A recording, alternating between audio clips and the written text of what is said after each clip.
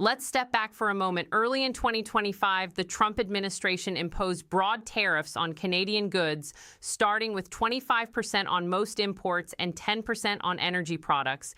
The stated goals were to address border security concerns, reduce the U.S. trade deficit, and bring manufacturing jobs back home. Targeted sectors like steel, aluminum, automobiles, and lumber felt the immediate pressure. For Canada, a nation that sends roughly 3/4 of its exports south of the border, this was no small matter. Integrated North American supply chains built over decades suddenly faced higher costs and uncertainty.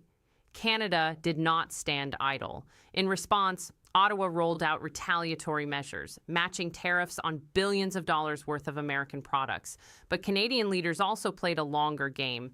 They began accelerating efforts to diversify trade partnerships, easing certain restrictions on Chinese electric vehicles and agricultural goods, while exploring stronger ties with Europe, Asia, and beyond. Prime Minister Mark Carney and his government made it clear the era of deep economic dependence on a single partner was coming to an end. They called for reimagining Canada's economy, investing in domestic industries, and reducing vulnerability to sudden policy shifts from Washington. Now, more than a year into this standoff, the picture is revealing some uncomfortable truths for the original strategy. Recent data shows Canadian exports to the United States have contracted in key sectors, yet Canada has not collapsed. Instead, it's slowly shifting trade flows. U.S. businesses, particularly in manufacturing and agriculture, are reporting higher input costs. Aluminum prices in the American market have climbed sharply because Canada supplies a massive share of U.S. needs. Auto parts crossing the border multiple times in complex supply chains are driving up vehicle prices for American consumers. Even energy flows, partially shielded at first, have introduced new frictions. The fallout hasn't stayed bilateral. Global markets are feeling the strain. The International Monetary Fund has pointed to these trade disruptions as one factor contributing to slower worldwide growth projections for 2026. Uncertainty is chilling investment decisions not just in North America, but in connected industries everywhere. Allies are watching closely.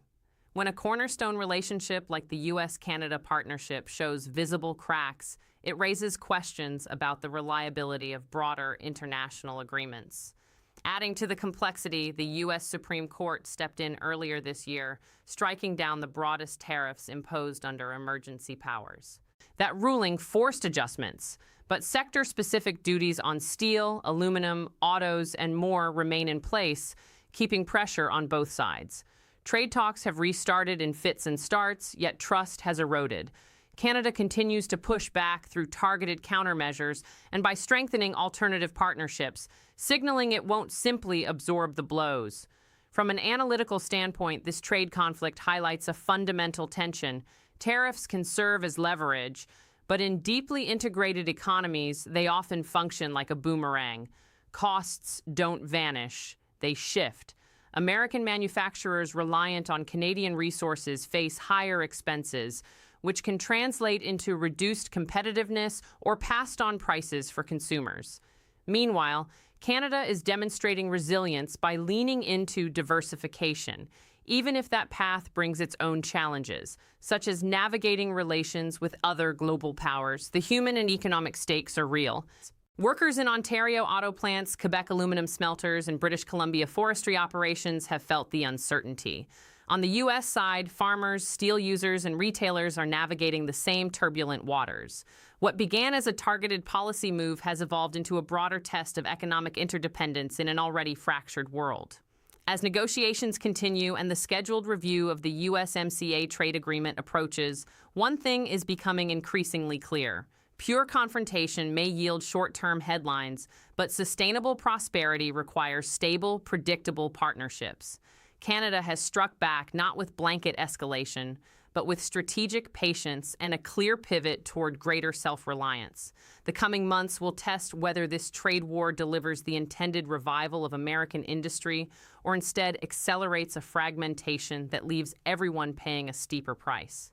For now, the global economy watches and adjusts, reminded once again that in today's interconnected world, no major player's actions exist in isolation. What are your thoughts on how this should be resolved? Let me know in the comments below and stay tuned for more analysis on these critical developments.